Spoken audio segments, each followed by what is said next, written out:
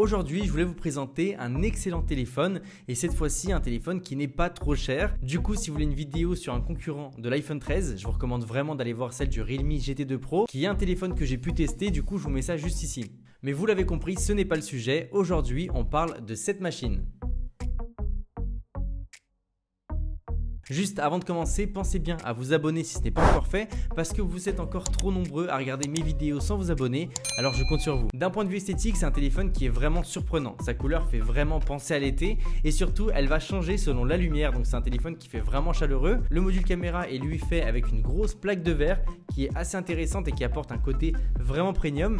Et après, au niveau des contours, on est sur du métal avec une bonne finition, même au niveau des boutons, il n'y a aucun souci. À l'avant, on pourra retrouver un écran AMOLED de 6,4 pouces. Finalement, ce qui va le trahir au niveau de son design, ça va être les bordures épaisses au niveau du bas qui vont forcément faire un peu moins élégant, même si c'est pas quelque chose de dérangeant, c'est quelque chose qui montre que c'est pas un téléphone haut de gamme. Personnellement, c'est un compromis que je suis prêt à faire, surtout si la qualité d'écran vient remonter le niveau. Et pour le coup, c'est ce qu'ils ont fait. Ils nous ont mis un écran Super AMOLED de 6,7 pouces avec un taux de rafraîchissement de 90 Hz. Donc globalement, la qualité d'écran est excellente. On a une bonne restitution des couleurs et la fluidité qu'il va apporter va être vraiment appréciable dans les jeux vidéo ou même globalement au quotidien avec les animations. Très honnêtement, c'est un écran qui est vraiment agréable à regarder et j'ai trouvé qu'il était assez lumineux dans toutes circonstances. Donc par rapport à l'écran, c'est clairement validé. D'ailleurs, vu qu'on parle d'écran sympa, Realme m'a envoyé leur première mini tablette. J'ai pu m'amuser avec et c'est vrai qu'elle est ultra stylée. Il y a la qualité d'écran qui est top, son design est vraiment sympa et franchement, c'est une super tablette pour trimballer partout avec nous.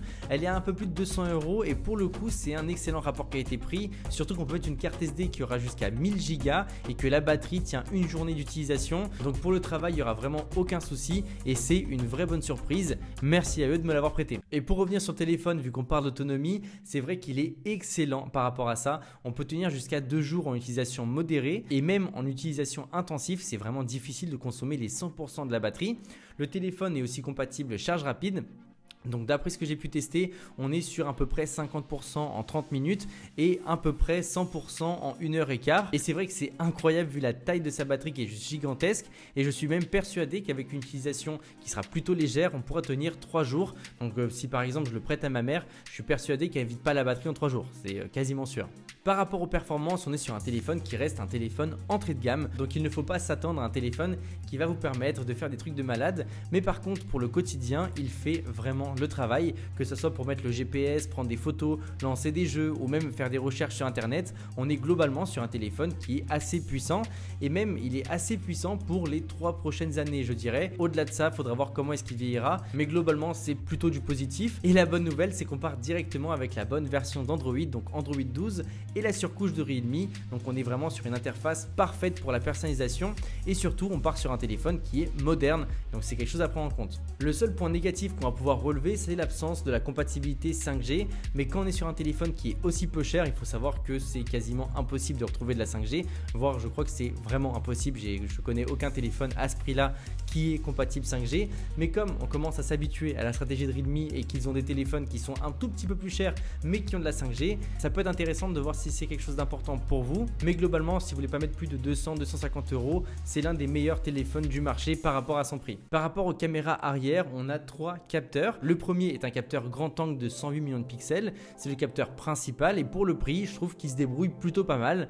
Évidemment, en basse lumière, ça va être moins bien, mais globalement, il fait tout le temps le job. Le fait que ça soit un capteur de 108 millions de pixels permet d'avoir un zoom x3 qui fait plutôt le taf. En fait, il va juste agrandir dans l'image, mais c'est vrai que ça reste plutôt utilisable. Et du coup, ce qui est cool, c'est que ce capteur n'est pas juste du marketing, il y a aussi un vrai côté pratique. Mais bon, on n'est pas sur quelque chose d'ultra agréable. La deuxième caméra est une caméra ultra grand angle. Donc pour le coup, c'est une caméra qui va être vraiment mauvaise en basse lumière, il faut le dire, mais par contre en haute lumière elle va plutôt bien se défendre. Mais après globalement c'est vrai que j'ai tout le temps préféré utiliser la caméra normale parce que je trouve que l'angle est déjà assez grand et l'ultra grand angle va pas être forcément nécessaire dans ce cas là. Et pour terminer, la troisième caméra est une caméra macro. Je pense que si vous êtes habitué à mes vidéos, vous savez que c'est pas le genre de caméra que j'utilise souvent, mais globalement elle fait le taf. Et pour le coup une caméra macro, c'est quasiment tout le temps bien. Voilà, ça fait le taf, je vous montre des photos ici, c'est correct. Par rapport à la caméra avant, c'est vrai que si encore une fois on a des bonnes conditions de lumière, on peut faire quelque chose d'intéressant et c'est pareil en vidéo. Globalement les vidéos sont assez médiocres, mais si on réussit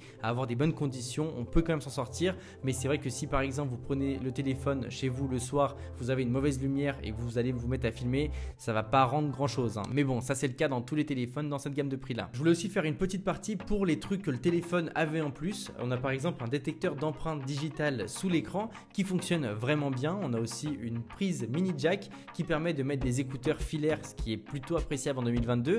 On a également un lecteur de carte SD avec le lecteur de carte SIM, ce qui permet d'augmenter le stockage sans se prendre la tête. Le téléphone est aussi livré avec une coque, comme ça on peut sortir le téléphone de sa boîte et l'utiliser directement sans avoir à s'inquiéter de le casser ou d'aller trouver une coque. Et surtout, le téléphone, bien que son prix soit peu élevé, vient avec un verre Gorilla Glass 5, ce qui permet d'avoir beaucoup plus de résistance qu'un téléphone normal. Et donc là, à ce niveau-là, c'est quand même une très bonne surprise. Bon voilà les amis, vous avez mon avis sur ce nouveau Realme 9. C'est globalement un excellent téléphone. Et ce qui est bien, c'est que même si vous n'avez pas l'envie ou les moyens de mettre 500 € ou 1000 € sur un téléphone, Realme offre ici une solution pour avoir tout ce que la technologie a à offrir en 2022, mais avec un budget inférieur. Donc clairement, on peut féliciter la marque d'avoir fait un téléphone aussi bien pour le prix. Nous, on se dit à très vite pour de prochaines vidéos. Je vous laisse vous abonner juste ici ou regarder ma prochaine vidéo juste là. A tout de suite, c'était André Martin.